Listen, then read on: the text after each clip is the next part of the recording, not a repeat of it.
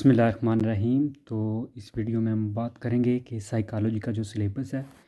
तो अगर साइकोलॉजी के सिलेबस को देखा जाए तो 100 नंबर के लिहाज से ये बहुत ज़्यादा सिलेबस है कि एक पेपर जो 100 नंबर का हो और उसका इतना ज़्यादा सिलेबस यानी उसमें 12 से 13 चैप्टर आ जाएँ।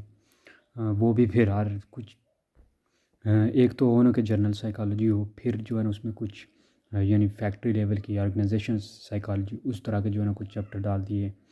तो वो उस लिहाज से थोड़ा टफ सिलेबस है और थोड़ा ज़्यादा है। तो अगर आप साइकोलॉजी चूज़ करते हैं एज ऑप्शनल तो फिर आपको मस्ट जो है ना आपका बैकग्राउंड जो है वो साइकोलॉजी होना चाहिए। ठीक है, कोई साइकेट्री या साइकोलॉजी या कोई क्लिनिकल साइकोलॉजी इस तरह का, या फिर आप कोई साइंस का जो होना हो तो उसमें ये होता है कि कुछ बेसिक जो साइकोलॉजी है, जो बेसिक कुछ लर्निंग वगैरह, जो अगर आप साइंस के स्टूडेंट हैं और ये जो चैप्टर है ख़ास तौर पे बायोलॉजिकल बेसिस वाला, ये कुछ 3-4 चैप्टर जो है ना 2-3 या 2.5 चैप्टर इस तरह के कुछ है ना वो हो जाते हैं आपके पहले से ही। उनमें आपको इतने ज़्यादा स्ट्रगल, इतनी ज़्यादा मुश्किल का सामना नहीं करना पड़ता। तो स्टार्ट करते हैं। सबसे पहले तो ये 100 नंबर का होता है। 100 नंबर का पेपर होता है। फिर जो है ना इसमें 20% जो है ना 20 नंबर के होते हैं एमसीक्यूज़, यानी जो ऑब्जेक्टिव है। फिर जो सब्जेक्टिव पेपर है वो होता है 80 मार्क्स का होता है। उसमें 8 क्वेश्चन तकरीबन आते हैं, तो उसमें से 7, तो उसमें से आपने 4 क्वेश्चन करने होते हैं टोटल, यानी 8 क्वेश्चन होते हैं जिनमें से एक क्वेश्चन पहला वो शुमार करते हैं जो आपका ऑब्जेक्टिव है। ठीक है, जिसमें आपको एमसीक्यूज़ आते हैं, और बाकी 7 जो होते हैं वो होते हैं लॉन्ग क्वेश्चन जिनमें 20-20 मार्क्स के ईच होते हैं। फिर जो लास्ट वाला क्वेश्चन होता है, या तकरीबन एक क्वेश्चन ऐसा होता है जिसमें कुछ वो 3-4 टॉपिक दे देते हैं ताकि उनमें उनके ऊपर आपने कोई ब्रीफ शॉर्ट से नोट लिखने होते हैं। जैसे कुछ एक चीज़ दे दें कि एंडोक्राइन सिस्टम दे दें, ठीक है, इस तरह का, और फिर बता दें कि डिफ़ाइन ए, कुछ इस तरह बना दें ए बी सी और डी, उसके 4 इन पार्ट बना दें। ए में एंडोक्राइन सिस्टम दे दें, बी में ट्रेंड, रिसेंट ट्रेंड बता दें। इस तरह की 3-4 चीज़ें वो दे के उस क्वेश्चन को कवर करते हैं। तो अभी जो है ना वो हम सिलेबस का थोड़ा सा ओवरव्यू लेते हैं कि सिलेबस किस तरह का है साइकोलॉजी का। सबसे पहले तो है nature and scope of psychology, कि इसके नेचर क्या और स्कोप क्या है साइकोलॉजी का। तो इसमें हम सबसे पहले तो डेफिनेशन देखते हैं और स्कोप देखते हैं कि डेफिनेशन कैसे जो है ना इसकी अराइज हुई, पहले क्या डेफिनेशन थी इसके। स्कूल देखते हैं पहले चैप्टर में कि जो मेन स्कूल हैं साइकोलॉजी के। क्योंकि इसकी डेफिनेशन भी थोड़ी कंट्रोवर्शियल थी। पहले जो है ना वो उन्होंने कहा जी स्टडी ऑफ सोल, फिर कुछ थोड़ा सा आर्गूमेंट हुए कि सोल तो हो ही नहीं सकता, सोल को हम कैसे स्टडी कर सकते हैं, वो थोड़ा रिलीजियस है, वो थोड़ा जो है ना इस तरह टच दिया उनने। फिर साइंटिस्ट ने, फिर जो साइकोलॉजिस्ट थे कुछ, उन्होंने जो है ना पहले इसको माना ही और जाता था, ये साइंस की ब्रांच थी। फिर ये जो है ना साइकोलॉजी को फिर अलग किया गया। फिर जो विलियम वॉन्डेट थे उनने जर्मनी में जो है ना उनको फादर भी कहा जाता है इसका, उनको फादर ऑफ साइकोलॉजी भी कहा जाता है। उन्होंने जर्मनी में पहले जो है ना लेबॉर्ट्री वगैरह बनाई उस तरह। फिर डेफिनेशन इसकी आई कि study of mental process and behaviour. तो ये जो चीज़ें ना इस तरह इसकी डेफिनेशन आई। फिर इसका स्कोप आजकल, पहले तो बहुत कम स्कोप था लेकिन आस्ता आस्ता जैसे जैसे टाइम डेवलप हो रहा है। अब पाकिस्तान में देखें, पहले नहीं थी, 2016-17 में इसको सिलेबस में शामिल किया गया है। तो उस लिहाज से अब इसका भी स्कोप बढ़ता जा रहा है। एक तो कम्पिटेटिव लिहाज से देखा जाए, फिर जो है ना अगर देखा जाए तो अब पहले होता था कि बाहर के मुल्कों में लोगों को ये टेंशन होती थी कि ठीक है उनको वो स्ट्रेस का और वो ऐसी बीमारियों के मुब्तला होते थे, सफ़रिंग करते थे। लेकिन अब पाकिस्तान में भी जो है ना जैसे जैसे लोग अमीर होते जा रहे हैं, ऐसे ऐसे अब हर बंदे की जो है ना वो स्ट्रेस बढ़ता जा रहा है। तो इस तरह के वो लोग भी अब साइकेट्रिस्ट वगैरह रखते हैं, पर्सनल जो है ना कंसल्टेशन के लिए लोग रखते हैं। तो इस तरह कंसल्टेंट के लिए इस तरह अब जो है ना बड़े स्कोप इसका बढ़ गया है। फिर साइकोलॉजी एज अ साइंस, तो ये भी एक साइंस है क्योंकि इसमें भी प्रॉपर आपको जो है ना वो साइंस की तरह ऑब्जर्वेशन हाइपोथेसिस तजर्बे करने पड़ते हैं, बीमारी को जो है ना उस तरह ऑब्जर्व करना पड़ता है। फिर जो है ना आप इसका बताते हो कि साइकोलॉजी ये चीज़ें हो रही हैं। फिर इसके मेजर जो स्कूल्स हैं, तो इसके 6-7 स्कूल हैं, तकरीबन 7 स्कूल हैं कि जो है ना बिहेवियरिज्म है, फंक्शनलिज्म है, गेजाल्ट साइकोलॉजी है, फिर साइको एनालिसिस है, साइको डायनामिक्स है, ह्यूमनिस्टिक पर्सपेक्टिव है। तो इस तरह के कुछ स्कूल्स हैं इसके, उनकी फिर स्टडी करते हैं हम इस चैप्टर में। फिर पर्सपेक्टिव कौन कौन से हैं साइकोलॉजी के बारे में, वो हम पढ़ते हैं। मॉडल साइकोलॉजी के कौन कौन से मॉडल दिए गए, किस किस बेस पे जो है ना वो कैसे कैसे जो है ना वो साइकोलॉजी, प्योर साइकोलॉजी क्या है, अप्लाइड साइकोलॉजी क्या है, किन किन मॉडल पे ये काम करती है, और रीसेंट ट्रेंड जो है ना आप साइकोलॉजी में क्या कुछ जो है ना अपडेट हो रहा है, कब कैसे जो है ना वो स्कूलों में कॉलेजों में जैसे जो है ना अब बाहर ही ऐसा स्कूलों में तो बाहर के मुल्कों में यूरोप वगैरह में स्कूलों में जो है ना स्पेशल साइकाट्रिस्ट होते हैं जो बच्चों की जो है ना वो एजुकेशनल साइकोलॉजी के लिहाज से उनके माइंड को स्टडी करते हैं, उनके माइंड पे जो है ना वो उनको उनकी जो है ना वो करते हैं, ठीक है, कंसल्टेशन करते हैं उनकी, उनको एज अ कंसल्टेंट जो है ना वो प्रोवाइड करते हैं, उनके बिहेवियर को बेहतर करने की कोशिश करते हैं। तो इस तरह जो है ना अब आस्ता आस्ता हमारे मुल्क में भी इंशाल्लाह जो है ना वो एजुकेशन साइकोलॉजी पे काम हो रहा है। नेक्स्ट है बायोलॉजिकल बेसिस ऑफ बिहेवियर। तो ये जो है ना मोस्टली बायोलॉजी से रिलेटेड है, आपके जो है ना मोस्टली रिलेटेड क्या आपके ब्रेन से ही टोटल रिलेटेड है कि कैसे जो है ना वो ब्रेन के सब कुछ अंडर है, बॉडी के जितने फंक्शन हैं जो कुछ हम परफॉर्म करते हैं कैसे वो ब्रेन से ही पैगाम आता है, वो सारा कुछ न्यूरॉन कंट्रोल करता है, नर्वस सिस्टम कंट्रोल करता है। तो आप बायोलॉजिकल बेसिस यानी आपकी बॉडी के लिहाज से या आपकी जो बायोलॉजिकल सिस्टम है उसके लिहाज से आपके बिहेवियर पे क्या असर है। तो इसमें सबसे पहले आता है नर्वस सिस्टम। तो इसमें हम नर्वस सिस्टम पढ़ते हैं कि ब्रेन क्या है, स्पाइनल कॉर्ड क्या है, फिर उनके पेरिफेरल ब्रेन कौन सा है, ठीक है, देन फिर सेंट्रल नर्वस सिस्टम, फिर जो है ना वो पेरिफेरल नर्वस सिस्टम, फिर आगे हाइपोथैलेमस, फिर कौन कौन से जो है ना वो नर्वस सिस्टम से न्यूरॉन्स का और इसके फंक्शन क्या है। तो फिर हम न्यूरॉन्स देखते हैं कि उसकी जो है ना वो सेंट्रल यूनिट है नर्वस सिस्टम का, ठीक है, फंक्शनल यूनिट है। फिर हम न्यूरॉन का स्ट्रक्चर देखते हैं कि उसमें कैसे डेंड्राइट्स अरेंज हैं, फिर एक्सॉन है, फिर सॉरी तो डेंड्राइट्स हैं, एक्सॉन है, फिर जो है ना कैसे वो काम करते हैं सारे फंक्शन, वो कैसे जो है ना मैसेज कैरी करते हैं आगे भेजते हैं दूसरे न्यूरॉन के साथ, वो कैसे अटैच होते हैं। देन सेंट्रल और पेरिफेरल नर्वस सिस्टम का क्या फंक्शन है कि सेंट्रल जो है ना वो सेंटर में है, फिर स्पाइनल कॉर्ड वगैरह या सेंटर जो बॉडी के लिहाज से जो नर्वस सिस्टम का काम बॉडी के बाकी फंक्शन को परफॉर्म करता है उसका क्या निज़ाम है। फिर एंडोक्राइन सिस्टम, ये जो हार्मोन्स वगैरह होते हैं कि कैसे पेट्यूटरी ग्लैंड से, कैसे फिर एड्रिनल ग्लैंड से, कैसे जो है ना वो सारा कुछ आपके जो जीन्स है, सेकेंडरी करैक्टर हैं, जो कुछ है आपका पानी बॉडी, आपकी बॉडी में पानी का लेवल, आपकी बॉडी में नमकियात का लेवल, ये सब कुछ कैसे जो है ना वो एंडोक्राइन सिस्टम मैनेज करता है, कौन कौन से हार्मोन जो आपकी बॉडी में शुगर लेवल है, ठीक है। तो ये सारा कुछ जो है ना फिर हम एंडोक्राइन सिस्टम में पढ़ते हैं। Next chapter number 3, chapter number 3 में आता है सेंसेशन एंड परसेप्शन, कि जो चीज़ें हम सेंस करते हैं फिर उनको परसेप्ट करते हैं, उनके जो है ना पहले सेंस करते हैं कि ठीक है, फॉर एग्जांपल किसी चीज़ को आप टच करते हो तो आप में जो सेंसरी प्रोसेस कैसे होता है। सबसे पहले तो सेंसरी प्रोसेस कैसे होता है कि आपकी बॉडी में 5 सेंसेस हैं यानी, ठीक है। तो 5 सेंसेस में कौन कौन सी आती हैं जी, टच है, टेस्ट है, फिर स्मेल है, देन फिर जो है ना वो आप हेयरिंग करते हो, फिर आप विजुअल है। तो ये 5 सेंसेस हैं बेसिकली, इन्हीं के थ्रू आप जो है ना वो सारा कुछ सेंस करते हो, आप चीज़ों को देखते हो, चीज़ों को जो है ना वो सुनते हो, टच करते हो। तो टच करते हो आप फॉर एग्जांपल किसी चीज़ को, हार्ट को, तो वो कोई चीज़ आपको पता चलती है ये हार्ट चीज़ है, आप जो है ना वो सेंसरी जो पैगाम है वो जाता है आपके नर्वस सिस्टम में, वहाँ से पैगाम आता है कि वो आप फिर हाथ को वापस कर लेते हो इसको, ये सारा कुछ जो है वो सेंसरी, फिर आप उसके ऊपर परसेप्शन करते हो कि उसको सेंस करके। फिर गजाल्ट के प्रिंसिपल जो हैं कि गजाल्ट ने इसके बारे में क्या कहा है, उसने सेंसेशन के बारे में क्या कहा है कि कैसे जो है ना वो चीज़ें परसीव करते हैं हम, कैसे पहले सेंस करते हैं फिर उन चीज़ों को एज अ होल सेंस करते हैं, या एक सिंगल चीज़ को जो है ना वो कहता है कि छोटे से बड़े की तरफ जाते हैं, ठीक है, जनरल टू स्पेसिफिक जाते हैं या स्पेसिफिक टू जनरल। ये एक प्रिंसिपल है कि जिसमें आप जनरल टू स्पेसिफिक हो गया कि पहले आप पूरी एक साइकिल है, आप उस पूरी साइकिल को देखते हो, फिर आस्ता आस्ता आप उसके टायर, फिर जो है ना चीज़ें नोट करते हो। जबकि स्पेसिफिक टू जनरल ये है कि पहले आप टायर देखते हो फिर जाके जो है ना वो होल साइकिल देखते हो। तो इस तरह की रिजल्ट है। फिर जो दूसरी चीज़ है वो है बाई नोक्यूलर एंड मोनोन्यूक्लियर क्यूज़। तो उसमें क्या होता है कि एक आँख से आप जब देखते हो चीज़ को तो वो कैसे आपको नज़र आती है, फिर जब दो आँख से देखते हो तो वो उसमें थोड़ा डिफरेंस नज़र आता है। तो वो जब चीज़ आप एक आँख से देखोगे, थोड़ा सा वो दोनों आँख से देखोगे तो आपको थोड़ा सा डिफरेंस आएगा, क्योंकि आंखों के दरमियान जो फासला है उसकी वजह से।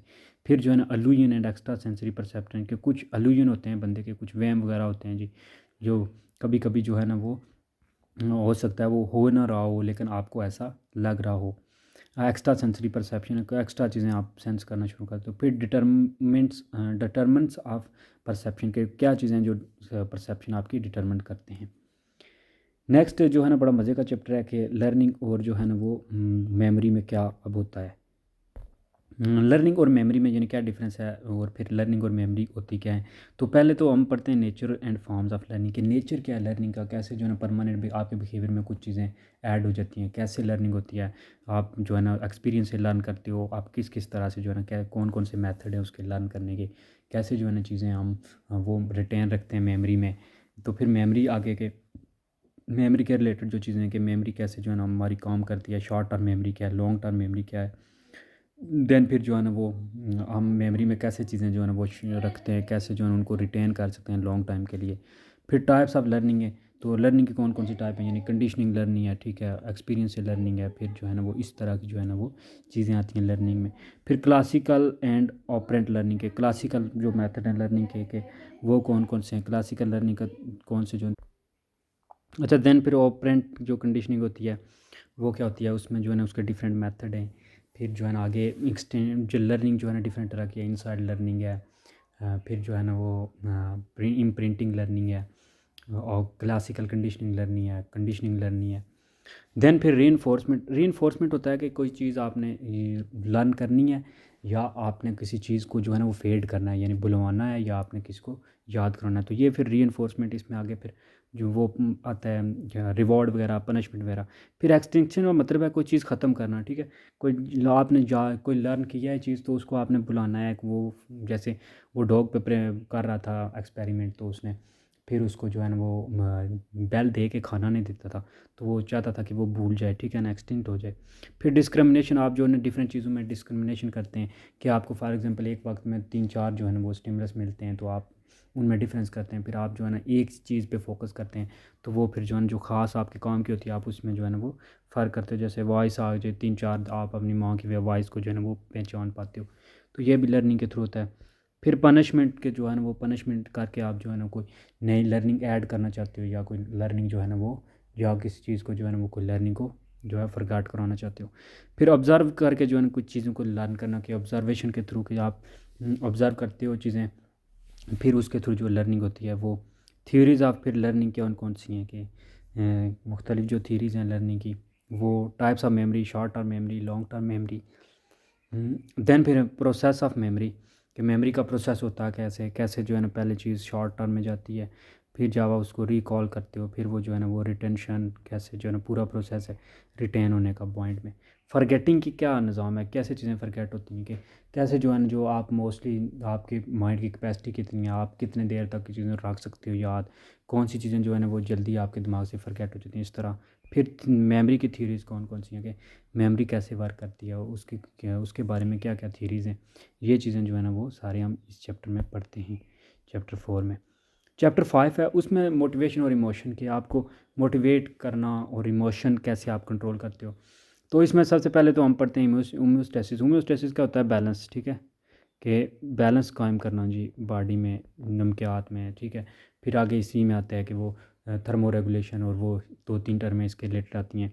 आप अपनी बॉडी में जो चीज़ें जो है ना वो मेंटेन रखते हो, अपनी बॉडी के टेम्परेचर, हर चीज़। फैक्टर जो अफेक्ट करते हैं जी मोटिवेशन को, कि कुछ फैक्टर हैं, कुछ एक्सटर्नल फैक्टर होते हैं, कुछ इंटरनल फैक्टर होते हैं। फिर जो है ना कुछ नीड्स होती हैं, कुछ जो है ना वो वांट्स होती हैं, विशेज़ वगैरह, जो ये सारी चीज़ें जो फैक्टर्स होती हैं। कुछ बायोलॉजिकल फैक्टर होते हैं, कुछ फिजियोलॉजिकल फैक्टर होते हैं, कि ये चीज़ चाहिए, प्रोटेक्शन चाहिए, खाना चाहिए, इस तरह की जो चीज़ें हैं वो आपको मोटिवेट करती हैं। फिर बायोजेनिक और सोशल मोटिव्स आपके क्या क्या होते हैं, कि आपकी पर्सनल डिमांड क्या है, फिर आपके सोशली क्या है, कि मैंने सोशली क्या स्टेटस अपना बनाना है, सोशल लोगों के साथ कैसे जो तल्लुकात रखने, ये मोटिव बंदे के होते हैं।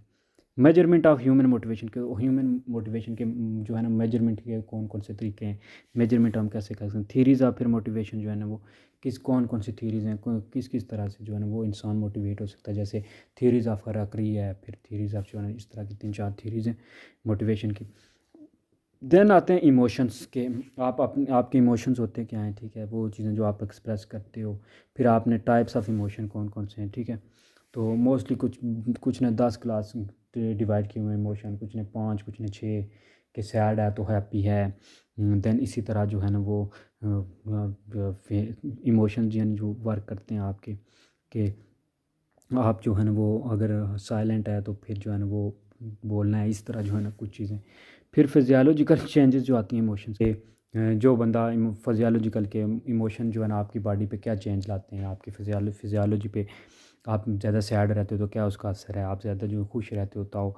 फिर थ्योरीज ऑफ इमोशन कौन कौन सी, आप इमोशन को कैसे कंट्रोल करते हो, कब इमोशन का यूज़ करते हो, कब कैसे जो है ना रेगुलेट करते हो चीज़ों को, ये सब कुछ। फिर साइकोलॉजिकल असेसमेंट है नंबर 5 पे, चैप्टर नंबर 6 पे। तो इसमें आप एट्रीब्यूट पहले जो है ना खासियतें हैं, कुछ जो साइकोलॉजिकल मेजर्स हैं वो देखते हो कि कैसे जो है ना खासियतें क्या हैं साइकोलॉजिकल मेजर्स की। फिर वैलिडिटी आप चेक करते हो कि वैलिड है चीज़ें भी या नहीं। फिर रिलायबिलिटी उसकी देखते हो कि वो रिलायबल है, काबिल यकीन चीज़ें हैं। फिर आप जो आइटम यूज़ करते हो एनालिसिस करने के लिए, फिर नॉर्म्स के कुछ जो है ना वो स्टैंडर्ड होते हैं, कुछ चीज़ें होती हैं, कुछ सेट किए जाते हैं कि इस हिसाब से आपने चेक करना है। मॉडर्न टेस्ट थीरीज़, फिर आपके मॉडर्न टेस्ट थीरीज़ कौन सी हैं, उनके थ्रू आप चीज़ें टेस्ट करते हो। सिलेक्शन एंड ट्रेनिंग करते हो चीज़ों की। एजुकेशनल एंड क्लिनिकल असेसमेंट करते हो कि एजुकेशन के लिहाज से जो है ना वो साइकोलॉजिकल असेसमेंट आप करते हो कि एजुकेशन में क्या रोल है इसका। फिर जो है ना एजुकेशन के लिहाज से, फिर क्लिनिकल के जो है ना वो पहले तो आप एजुकेट पढ़ लिख के जो है ना वो करते हो, फिर आप क्लिनिकल जो है ना उसको सॉल्व करने की कोशिश करते हो। फिर ethical and legal issues in assessment के, कोई लीगल इशू या कोई कानूनी या इस तरह जो है ना वो कोई रवैये या इस तरह की जो चेंजेस आती हैं, जो इस तरह की असेसमेंट है वो आप करते हो। नंबर 7 पे है पर्सनैलिटी। तो ये भी बड़ा इंपॉर्टेंट चैप्टर है लिहाज से, क्योंकि डिटर्मिनेंट्स ऑफ पर्सनैलिटी कि किस बंदे की पर्सनैलिटी कौन से डिटर्मिनेंट्स है, किन चीज़ों के बेस पे होती है, किन चीज़ों के बेस पे वो बंदा पर्सनैलिटी बनाता है, को उसके होम, फैमिली, ये सब चीज़ें जो है ना वो बड़ा रोल अदा करती हैं। स्कूलिंग, मेंटोर्स, पीर ग्रुप, फ्रेंड्स, सोशल साइकिल, ठीक है। Factors in development of personality के फैक्टर कौन कौन से हैं जो पर्सनैलिटी को डेवलप करते हैं, कौन कौन सी चीज़ें हैं जो जिनसे लिहाज से एक बंदे की पर्सनैलिटी जो है वो निखरती है, वो जो है ना वो बंदा फ्लरिश करता है, वो बंदा जो है ना वो ठीक है वो ग्लोरियस, उसमें जो करेक्टरिस्टिक्स आती हैं। फिर थ्योरेटिकल पर्सपेक्टिव क्या है पर्सनैलिटी के, एक बंदे के पर्सनैलिटी पे कौन कौन सी थीरीज़ हैं, किस किस तरह जो है ना थीरीज़ को देते हैं जो है ना साइकोलॉजिस्ट के, किसके कैसे कैसे जो है ना किसी बंदे की पर्सनैलिटी इंप्रूव होती है या वो उसमें चेंजेस आती हैं। पर्सनैलिटी एंड असेसमेंट करते हैं टेक्निक्स के, पर्सनैलिटी को किन किन तरीक़ों से टेक्निक से असेस किया जाता है। क्रॉस कल्चर इश्यूज़ क्या हैं जी, कि डिफरेंट कल्चर जो हैं या इस तरह जो लोग हैं वो उनमें पर्सनैलिटीज़ का क्या क्या डिफरेंस है, कैसे पर्सनैलिटी चेंज होती है। देन चैप्टर नंबर 8 है इंटेलिजेंस। तो फिर थ्योरीज ऑफ इंटेलिजेंस देखते हैं हम कि इंटेलिजेंस किन किन बेस पे होती है, कैसे कैसे जो है ना वो बायोलॉजिकल थीरीज़ है, फिर जो है ना वो फिजियोलॉजिकल थीरीज़ है, फिर जियोग्राफी, इसी तरह जो है ना वो डिस्ट्रीब्यूशन, ये सब कुछ। टाइप्स ऑफ इंटेलिजेंस जो है ना वो, फिर जो है ना ये एक हो गया इंटेलिजेंस कोशेंट, फिर जो है ना इमोशन कोशेंट, फिर एक सोशल कोशेंट होता है एसक्यू। ये सारी चीज़ें हम देखते हैं कैसे हम मेजर कर सकते हैं ये किसी बंदे की। फिर हम असेस इंटेलिजेंस कैसे कर सकते हैं, तो वो सारी चीज़ें इसमें पढ़ते हैं इस चैप्टर में। देन नंबर 9 पे है सोशल इन्फ्लुएंस एंड डायनामिक, कि सोशल का क्या जो है ना वो इन्हिसार है, क्या जो है ना वो इम्प्रेशन है एक बंदे की पर्सनैलिटी पे, एक बंदे की साइकोलॉजी पे। डायनामिक, ग्रुप डायनामिक्स का क्या असल है।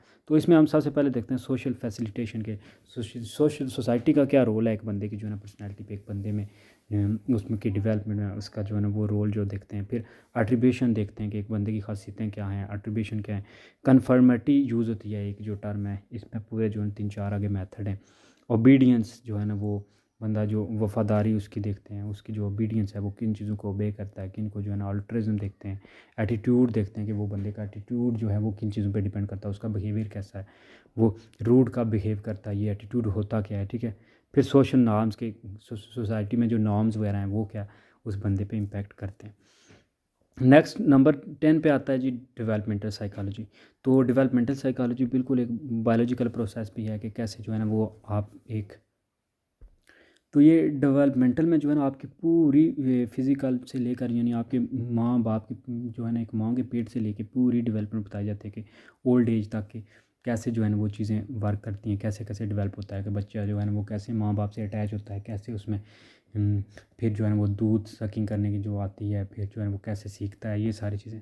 फिर कॉग्निशन कैसे जो है ना वो डेवलपमेंट में कैसे बच्चों में डेवलप होती है, कैसे जो है ना वो लोग ज़ानत साइन और ये इस तरह की जो चीज़ें इंटेलेक्चुअल हो जाते हैं। सोशल एंड इमोशनल डेवलपमेंट कैसे होती है बच्चों में, कि वो सोसाइटी के साथ कैसे जो है ना लोगों के साथ फ्रेंड बनाना शुरू हो जाते हैं, ठीक है। फिर जो है वो नीड्स पूरी करने के लिए, फिर इमोशनली वो कैसे लोगों के साथ अटैच हो जाते हैं वालिदैन के साथ, कि वो अगर वो इनसे ओझल हो जाएँ तो वो रोने लग जाते हैं। फिर एडोलेसेंस में क्या क्या चीज़ें चाहिए होती हैं एक बच्चे को, उसमें क्या क्या डेवलप होती हैं, कैसे कैसे उसमें जो हार्मोन खारिज होते हैं, ये सारी चीज़ें जैसे जैसे वो अडल्ट होता जाता है, ठीक है। अडल्टहुड में और ओल्ड एज में फिर ये सारी चीज़ें हम इसमें इस चैप्टर में डिस्कस करते हैं, पढ़ते हैं। देन नेक्स्ट है जी नंबर 11 के अब नॉर्मल एंड क्लिनिकल साइकोलॉजी, कि इसमें अब नॉर्मल आप जो साइकोलॉजी से यानी नॉर्मल से हट के चीज़ें जो होती हैं किसी बंदे में, जैसे क्या कंसेप्ट एंड काज ऑफ अब नॉर्मलिटी क्या है, कि कोई बंदा जो है ना बहुत ज़्यादा वो एक तो हो गया ना कि नेचुरली वो उसमें कोई डिफ़िकल्टी या डिसेबिलिटी है, ठीक है। वो मेंटली वीक है या फिज़िकली वीक है।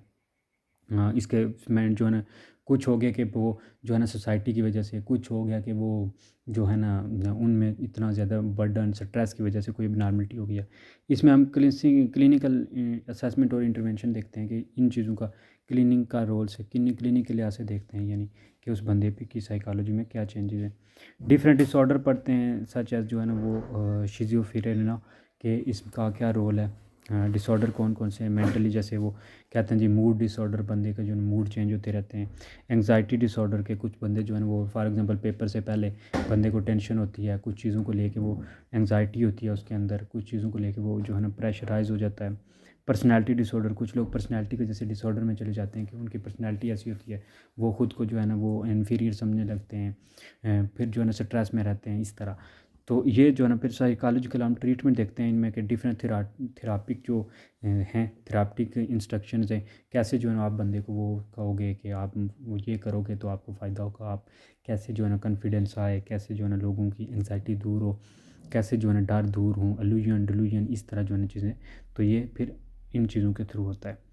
नेक्स्ट है ऑर्गेनाइजेशन या इंडस्ट्रियल, के किसी इंडस्ट्री में आप काम करते हो तो वहाँ आप अगर साइकोलॉजिस्ट एज ए साइकोलॉजिस्ट काम करो तो आप क्या क्या करोगे, किन किन चीज़ों को ऑब्ज़र्व करोगे।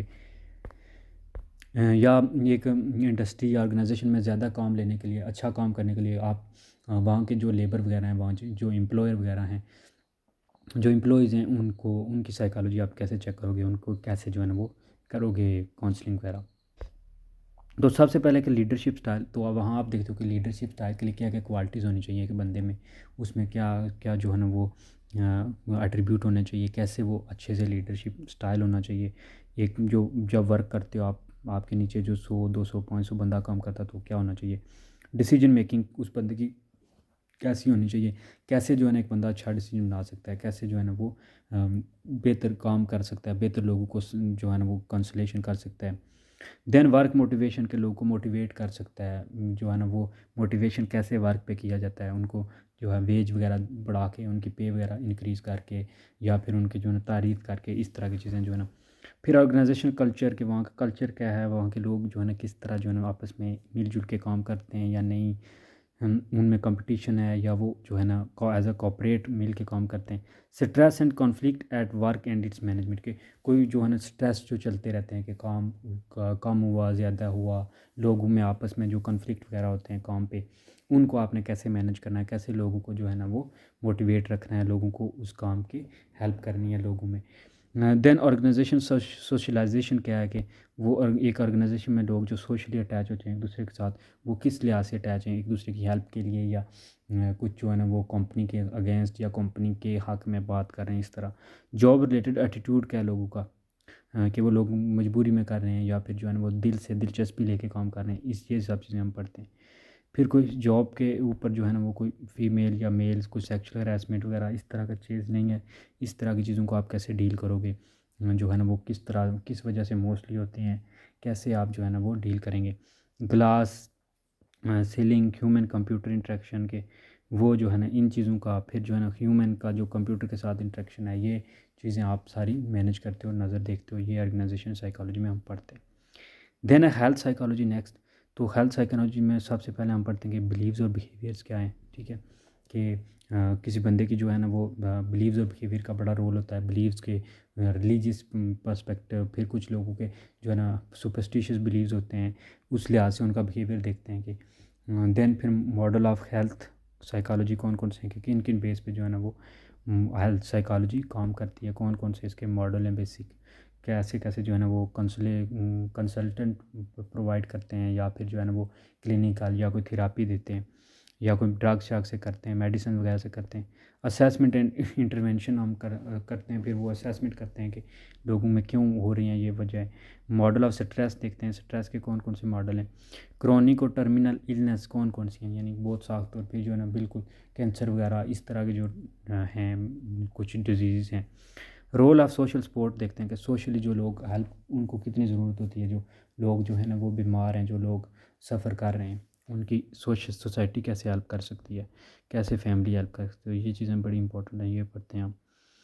फिर जो है ना वो नंबर 4 और नंबर 14 और लास्ट चैप्टर जो है वो फोरेंसिक साइकोलॉजी है कि लॉ में जो है ना कानूनों में, जैसे पुलिस में कोई जो है अदालत में कोई केस है, वहाँ पे कैसे साइकोलॉजी काम करती है। तो ये पहले इतने यूज़ नहीं थी अमेरिका में, फिर ये पहली दफ़ा यूज़ हुई, फिर आस्ता आस्ता जो है ना पूरी दुनिया में यूज़ हो रही है कि साइकोलॉजी का लॉ में जो है ना वकीलों की साइकोलॉजी चेक की जा रही है, जो फिर विक्टिम्स हैं, जो देन फिर जो हैं ऑफेंडर्स हैं, उन सब की जो है ना वो चेक की जा रही है साइकोलॉजी, कि वो हाँ कहते हैं ना, अब चेक होता है कि वो बंदा नशे में था, होश में था या नहीं था। फिर इन्वेस्टिगेशन के तरीके, कि इन्वेस्टिगेशन कैसे कैसे इंटरव्यू लेने हैं, इन्वेस्टिगेट करना है चीज़ों को, तो उसमें देखा जाता है कि उस बंदे की साइकोलॉजी क्या है, उस बंदे का जो है ना वो जो ऑफिसर हैं उनकी साइकोलॉजी। फिर कन्फेशन जो लोग करते हैं, कन्फेशन के वो जो तस्लीम करते हैं, गुनाहगार जो हैं वो जब एक्सेप्ट करते हैं उस वक्त उनकी साइकोलॉजी को देखा जाता है। आई विटनेस की टेस्टमनी की जाती है कि जो आई विटनेस हैं वो ठीक हैं, वो कोई प्रेशराइज तो नहीं है, वो उन विक्टिम उनके रीज़न क्या थे, विक्टिम ने उसे प्रोवोक किया था या विक्टिम का इसमें क्या था। तो ये सारी चीज़ें जो है इसमें देखी जाती हैं। वर्किंग विद ऑफेंडर्स के साथ जो है ना वो वर्क कर सकते हैं आपके, जो है ना उन पे रिसर्च करें, उन पे वर्क करें, उनकी साइकोलॉजी देखें कि मोस्टली जो लोग हैं वो क्यों ऑफेंडर्स हो जाते हैं, क्यों ऑफेंड हो जाते हैं, क्यों गुनाह चुना करते हैं। फिर जो है ना जो है नाइल डिलिक्वेंसी हम देखते हैं कि जो बच्चे हैं वो क्यों जो है ना उस तरफ आए, उनकी साइकोलॉजी, उनको रिहेबिलिटेशन उनकी जो है ना वो करते हैं, तरबियत करते हैं, उनको बेहतरीन रास्ते पे उनकी लाइफ को चेंज करने की कोशिश करते हैं। ड्रग एडिक्ट्स को जो है ना वो परफॉर्म करते हैं, उनको डिफरेंट जो है ना वो लेक्चर, डिफरेंट कंसल्टेंसी उनकी जो है ना वो की जाती है, मोटिवेट किया जाता है। तो ये सारी जो है ना उनकी कंसलेशन की जाती है। सेक्स ऑफेंडर्स वगैरह की कि क्यों लोग जो है ना इस तरह हो जाते हैं, क्यों जो है ना उनमें ये चेंजेस आती हैं, जो वो इन तरफ लग जाते हैं। तो ये सब कुछ हम इसमें पढ़ते हैं। कुछ जो बुक्स हैं मोस्टली जो है ना वो, अगर आप बुक लोकल वैसे जो है ना लोकल बुक मिल जाए तो बहुत अच्छी हैं। आजकल तकरीबन हर अकेडमी की है, नोवा की है, फिर जो है ना वो ये JWT वालों की, जंगीर वार्ड टाइम्स वालों की। तो इनमें से अगर कोई मिल जाए तो आपको तकरीबन जो जिसमें आप ये सारे चैप्टर कंप्लीट हों, क्योंकि सिलेबस बहुत ज़्यादा है, तो आप जो है ना 100 मार्क्स के लिए इतनी चीज़ें, इतने चैप्टर करना, और काफ़ी जो है ना टाइम भी लगता है इसको प्रिपेयर करने में। तो आप मोस्टली प्रेफर करें कि एक लोकल बुक ले लें। उसमें आप क्या करें कि आप कुछ जो है ना वो चीज़ें, कोई लेक्चर वगैरह ले रहे हैं आप या किसी को फॉलो कर रहे हैं, तो वो आप उसमें से चीज़ें जो ऐड कर रहे हैं, ठीक है, जो मज़ीद चीज़ें आपको न्यू न्यू मिलती हैं, ठीक है। क्योंकि इतनी बुक्स जो नीचे आपको दी गई हैं, इस टेस्ट करना इतनी मुश्किल, इतनी ज़्यादा जो है वो नहीं है। इतनी ज़्यादा पढ़ नहीं सकते आपके अलग अलग जो है चैप्टर के लिए। एक बुक है अंडरस्टैंडिंग साइकोलॉजी, वो अगर आपको मिल जाए तो उसमें काफ़ी चैप्टर क्लियर हो जाते हैं। फिर जो है ना आजकल ये जो अकेडमी आ रही है, मैं तो यही प्रेफर करूँगा। एक फेल्ड्समैन की, ये इस बंदे की है मेरे ख्याल में, वो अंडरस्टैंडिंग साइकोलॉजी, उसमें कुछ चैप्टर कवर हो जाते हैं, कुछ बेसिक। तो बाकी जो है ना वो किसी भी बुक में आपको कंप्लीट तो एक बुक में मिलेगा नहीं, तो इसलिए आप लोकल बुक को प्रेफर करें। लोकल बुक एक ले लें, उसमें क्या करें, जो चीज़ें जो चैप्टर नहीं है वो एक तो ऐड कर लें, या फिर जो है ना उसमें जो है जो थीरीज़ वगैरह हैं कुछ मिस होंगी, कुछ कम होंगी, तो वो फिर आप जो है ना कोई लेक्चर वगैरह अगर लेते हो कंप्लीट, किसको फॉलो करते हो, तो वो आप उसमें से ऐड कर सकते हो उसमें। तो दैट्स ऑल। अगर वीडियो अच्छी लगी तो ज़रूर लाइक सब्सक्राइब करें चैनल को, वो मोटिवेट करने के लिए कमेंट वगैरह भी करें। तो अगर आपको लगता है कि वाकया में सिलेबस काम का है, तो इंशाल्लाह जो है ना फिर कोशिश करते हैं। मैं भी क्योंकि स्टूडेंट हूँ, पढ़ ही रहा हूँ, तो अगर मुझे खुद तैयारी अच्छी हुई तो मैं इंशाल्लाह कोशिश करूँगा इस पे कोई इसके लेक्चर की वीडियो भी बनाऊँगा, जो जो चीज़ें मुझे समझ आएंगी। तो that's all in this syllabus video. Thank you for watching.